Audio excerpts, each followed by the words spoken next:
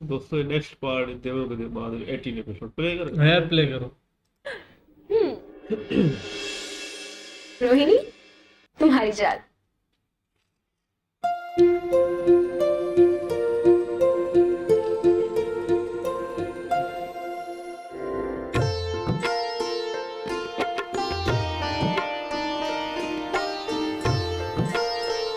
अरे, महासभा समाप्त हो गई क्या? रोहिणी, तुम भी ना, अभी कुछ ही तो क्षण हुए हैं तुम्हें मेरे कक्ष में आए हुए, किंतु तुम हो कि 10 बार दासियों से पूछ चुकी हो महासभा के बारे में। जब महासभा समाप्त होगी तो यही आएंगे तुम्हारे चंद्र, कई भाग के नहीं जाएंगे। और भाग के भी गए तो क्या हो जाएगा? तुम अपने पिता के भवन में ही तो हो, कुछ दिन हमारे साथ रह लेना। और क्या, इतने समय तुम चंद्रमा के साथ, हमने कुछ नहीं कहा। अब जितनी देर हमारे साथ हो तब तक मन लगा के हमारे साथ ही रहो। अरे नहीं नहीं, ऐसी कोई बात नहीं है। मैं तो बस यूं ही। मैं तो बस क्या रोहिणी, तुम्हारी व्याकुलता देख के स्पष्ट है कि तुम चंद्रमा को एक पल के लिए भी अकेला नहीं छोड़ती होगी। बिल्कुल ठीक कहा आपने ख्याति दीदी। बेचारी रेवती तो चंद्र की एक झलक के लिए भी तरस जाती होगी। नहीं नहीं, कदापि नहीं। वो जितने मेरे हैं उतने रेती के भी हैं। और यदि रेती को कोई कष्ट होता तो मुझे अवश्य कहती।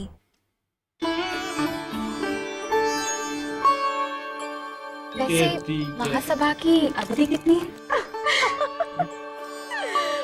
ओहो रोहिणी, तुम भी ना, अब महासभा की अवधि कोई कैसे निर्धारित कर सकता है? क्या पता दिनों दिन निरंतर चलती रहे, या क्या पता अभी समाप्त हो जाए। समाप्त होना तो बहुत दूर की बात है, महासभा तो अब जाके आरंभ ही हुई होगी। तब तक तुम यहाँ आराम से बैठो और ये फल खाओ। ये लो अदिति। आप सब तो जानते हैं कि महासभा की बैठक समय से पूर्व निर्धारित और सुनियोजित होती, फिर अकस्मात समय से पूर्व इस महासभा की बैठक बुलाने की आवश्यकता क्यों पड़ गई? इसका कारण है असंतोष, अविश्वास, भय और तनाव जो विभिन्न मतों में चला आ रहा है, और मैं इसको दूर करना चाहता हूं ताकि संसार का उद्धार बिना किसी विघ्न के चलता रहे।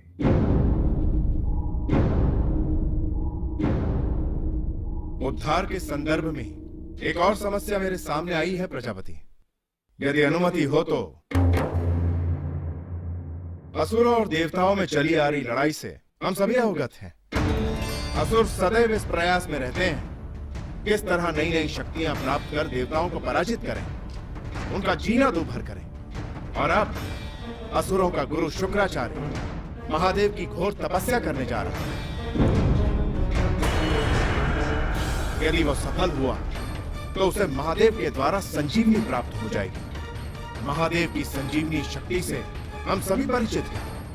शुक्राचार्य इस शक्ति को पाकर हम सबसे अधिक शक्तिशाली हो जाएंगे। हम देवतागण उसका और असुरों का कुछ नहीं बिगाड़ पाएंगे। महादेव वरदान पे वरदान देकर सदैव असुरों को संरक्षण देते आए, जो कि इस बार हमें नहीं इंद्रदेव,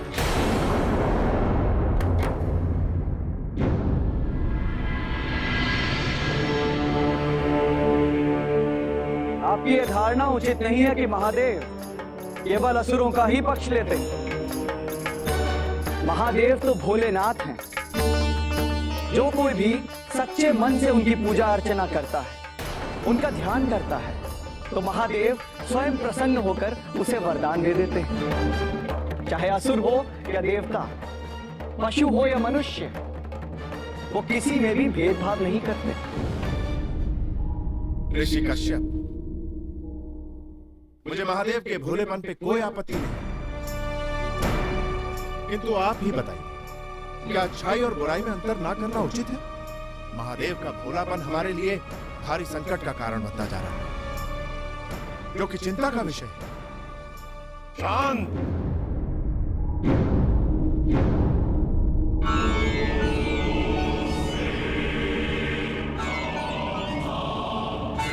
सबका उद्धार करना मेरा कर्तव्य है।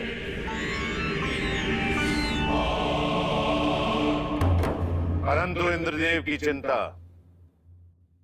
बिल्कुल उचित है, किंतु इस समय आवश्यकता किसी प्रकार के विरोध की नहीं है।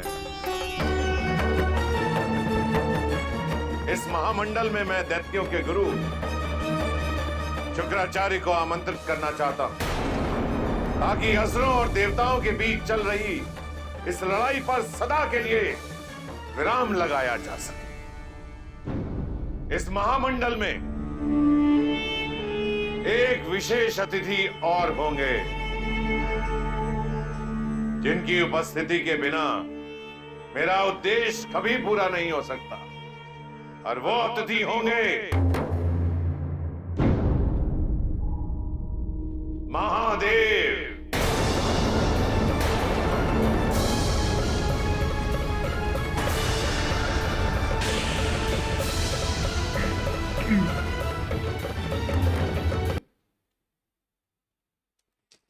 महादेव भी आएंगे भाई महासभा में।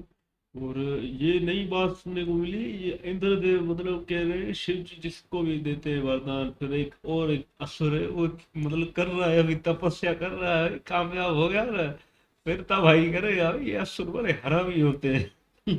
असुर बड़े हरामी होते हैं। बस भाई ये भी अभी मांग रहा है शिव जी से, अभी देखेंगे। बाकी ये इंद्रदेव भी चिढ़ता है भाई महादेव से ना, अभी बड़े बातें कर रहा है। इंद्रदेव भी करे ना तपस्या, उसको भी शक्ति मिले ना, वो भी असर कर रहे हैं तो उनको मिलेगा तो निपोड़ेंगे ना इनको। बाकी आज तो यार ये प्रजापति भी बोलता है हम बुलाएंगे शिव जी को। हाँ अभी इस मरतबा सीधा हो गया है।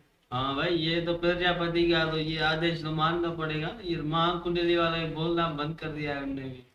वो अभी शांत है भाई। ये दूसरा बाबा ही बोला, उसने शिव जी की तारीफ की। वो भोलेनाथ है, जो तपस्या करेगा आशीर्वाद मिलेगा भाई।